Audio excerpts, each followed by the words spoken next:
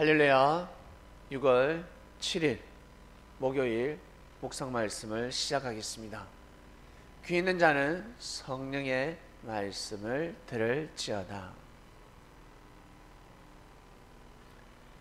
성령의 말씀이란 그 시대, 당대 선포되는 말씀입니다. 그러니까 뜨끈뜨끈한 말씀이죠. 은혜되는 말씀입니다. 10대 때 해당되는 말씀이 있고 20대 때 해당되는 말씀이 있습니다. 그리고 30대, 40대, 50대 즉 소년기 때 해당되는 말씀이 있고 청년기 때 해당되는 말씀이 있고 장년기와 노년기 때 해당되는 말씀이 있다는 것입니다. 10대 아이들에게 청년의 말씀과 노년의 말씀이 그다지 성령의 말씀으로 와닿겠습니까? 와닿지 않습니다. 운동을 할 때 기본기를 충분히, 충실히, 부지런히 해야 될 학생이 기술적인 면이 와닿겠습니까? 때가 있습니다. 기본기를 갖추고 체력을 갖추고 그리고 기술적인 면을 받아들이는 겁니다. 기본기도 없이 기술을 습득할 수가 없습니다.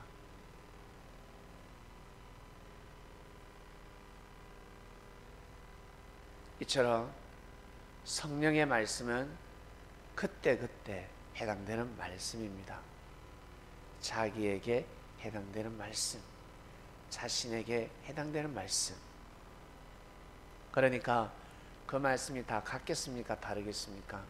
달라요. 그래서 사람이 할 수 있는 말씀이 아닙니다. 성령께서 말씀을 하셔야 귀가 열립니다. 자신에게 해당되는 말씀이 있습니다.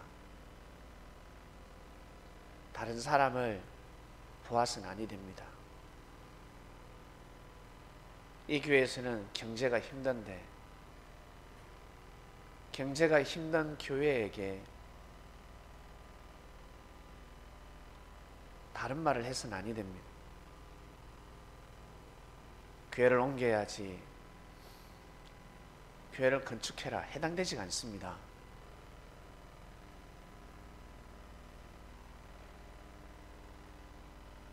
교회가 생명으로 차고 넘치고 물질이 차고 넘칩니다.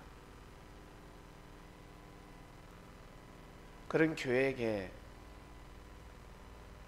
너희 교회가 궁핍하다, 궁핍하니까 많은 헌금을 하도록 해라, 성도들에게 헌금을 강요하는 것은 합당치가 않습니다. 다른 교회에서 전하는 말씀이 있다고 해서 그 말씀을 생각 없이 성령의 말씀으로 인용하지 아니하고 자신의 생각대로 그 말씀을 전하게 되면 문제가 발생합니다. 옆집 아이가 공부를 잘한다고 해서 자신의 아이에게 공부 타령만 하면 해당되지가 않습니다. 이 아이는 공부이기 전에 사랑이 필요합니다. 관심이 필요합니다.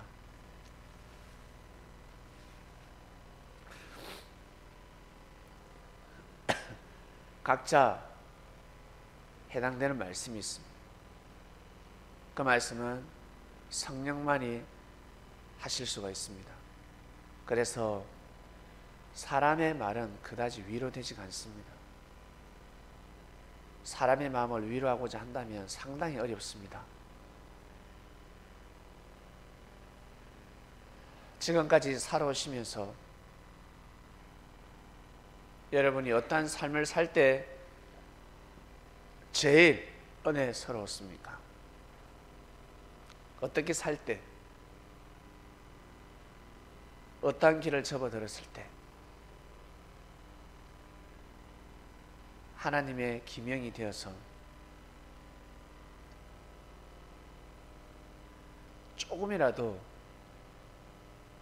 제단이 올라갈 때, 하나님께 드려지는 삶을 살 때, 그때가 제일 은혜스러운 겁니다. 그러한 삶을 살아갈 때는 등잔빛이 어둡다고 잘 몰라요. 다른 삶이 더 크게 보이고 은혜스럽게 보이고 기쁨이 충만한 것처럼 보입니다. 내 자신을 볼 때는 궁핍하고 내 자신은 참으로 보잘것없고 처절해 보입니다. 이것이 바로 사람의 마음입니다. 그래서 예수님의 제자들은 주를 만났으니 다른 것을 생각해서는 아니 됩니다. 내가 힘들면 힘들수록, 내가 궁핍하면 궁핍할수록, 환난이 닥치면 닥칠수록 반드시 뜻이 있습니다. 내가 어떻게 해서 이 길을 왔는지, 내가 어떻게 해서 이 길을 왔는지 그 과정은 자기밖에 모르지 않습니까? 사람한테 말을 다 할 수 있는 거 아니지 않습니까? 형제가 절대 이해해 줄 수 없습니다. 그리고 말을 다 해서도 아니 됩니다. 하늘만이 이해해 줄 수가 있습니다. 근데 자꾸 사람한테 기대려고 하죠.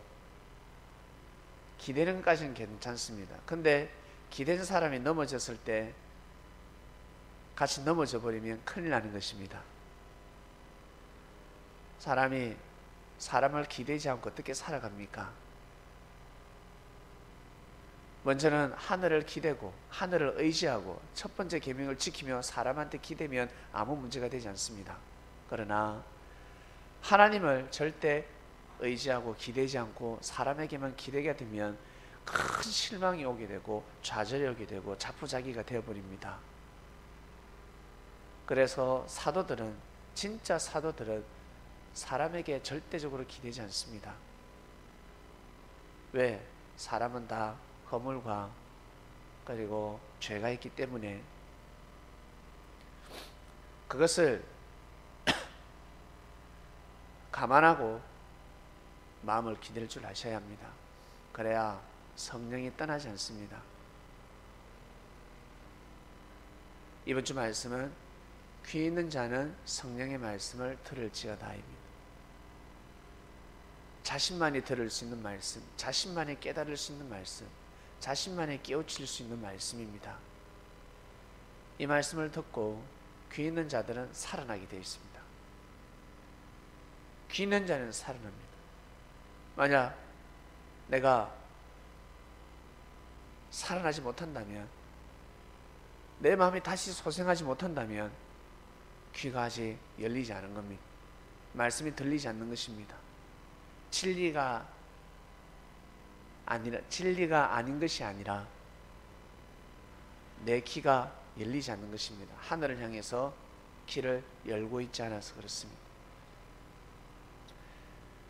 이번 주 말씀에는 7교회가 등장합니다. 7교회. 상당히 중요한 말씀입니다. 사람이 살아가면서 7교회에게 하신 말씀은 다 해당됩니다. 한 번쯤은 다 겪어야 합니다. 이럴 때 내가 어떤 마음을 가져야 되냐? 이럴 때 어떤 마음을 가져야 되냐? 환난이 없는 사람이 어디 있습니까? 힘들지 않는 사람이 어디 있습니까? 죽을 만큼 힘들 때가 있습니다. 그럴 때는 어떻게 해야 된다? 죽도록 충성하라. 순교하라. 그냥 죽는다고 생각하라. 여기서 멈추면 안 됩니까? 여기서 그냥 조금 가만히 있으면 안 됩니까? 이에는 이, 눈에는 눈. 부딪혀야 합니다. 그래야 사단의 회에서 벗어날 수가 있습니다. 사단의 회에서. 그러지 않으면 다음에 또 그 일을 겪게 됩니다. 다음에 또 그 환난을 겪게 되고 이기지 못합니다. 다른 사람은 다 이기는데 본인만 이기지 못합니다. 본인만 그 길을 걸어갈 수가 없는 겁니다. 실상 살았다고 하나 죽은 자로다. 네 죄를 알지어다. 형제의 죄를 지적하다가 하늘은 네 죄를 알지어다. 내가 너를 용서했건만 네 죄를 알지어다. 치고 들어옵니다. 누가? 하늘이 치기 전에 사단이 먼저 치고 들어옵니다. 하늘이 오실 때까지 견뎌야 합니다. 하늘이 발걸음 하시기 전까지 견뎌야 하는데 사람들은 어떻게? 악평해 버리잖아요. 환난이 닥치면 얻어맞다가 악평해 버립니다. 그리고 악담해 버리고 마음이 돌아가 버립니다. 하늘이 치유를 할 수가 없습니다. 이러한 일들이 얼마나 많은 줄 아세요? 너무나 많습니다. 자, 이번 주 말씀 여러분에게 개개인적으로 하시는 말씀을 듣고 마음을 정하고 삶을 살아가시길 바랍니다. 변한 것은 아무것도 없습니다.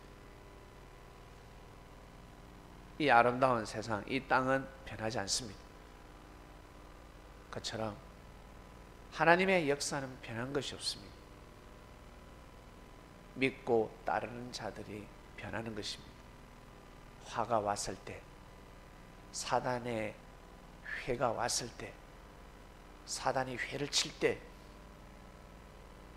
그때 자기에게, 자신에게 환난이 오는 겁니다.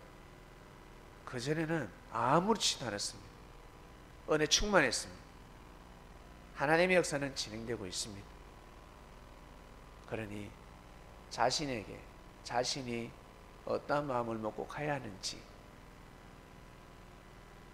우리 이 말씀을 듣는 그리스도인 여러분들은 각자의 삶 속에서 일어나는 환난을 잘 이겨내시며 내가 어떻게 살았을 때, 어떠한 삶을 살아왔을 때 내가 은혜 충만했는지 잘 생각해 보시길 바랍니다. 세상에 각종 직업들이 있고 하나님의 이름을 팔아가면서 하나님의 뜻을 이루고 있다라고 합니다. 별의별 사람이 다 있습니다. 이 말씀을 듣는 그리스도인 여러분, 진정 그리스도인입니까? 당신이 그렇게 말할 자격이 있습니까? 어떨 때 은혜 받고 어떨 때 은혜 충만했는지,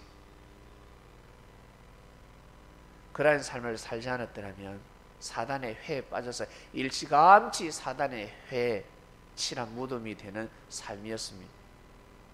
그나마 하나님을 경외하는 삶을 살았기 때문에 그 정도라는 것을, 아니면 더 큰일 나는 삶을 살았다는 것을 아셔야 합니다. 현재의 삶을, 과거의 삶을 불평불만하지 말고 감격 감사하는 마음. 하나님은 절대 실수하지 않습니다. 하나님을 의지하고 새로운 마음을 먹고 살아가시기를 주님의 이름으로 축원드립니다. 하나님 아버지 감사합니다. 오늘도 귀한 삶을 살아갑니다. 출발합니다. 은혜의 시간이 되게 하여 주시옵소서. 기 있는 자들에게 각자 말씀을 선포되었으니 그 말씀대로 말씀을 받아들이며 그 삶대로 삶을 살아가게 하소서. 그렇게 살아갈 때 다시 은혜가 충만할지어다. 감사함을 드리며 사랑하는 예수님의 이름으로 기도드립니다. 아멘.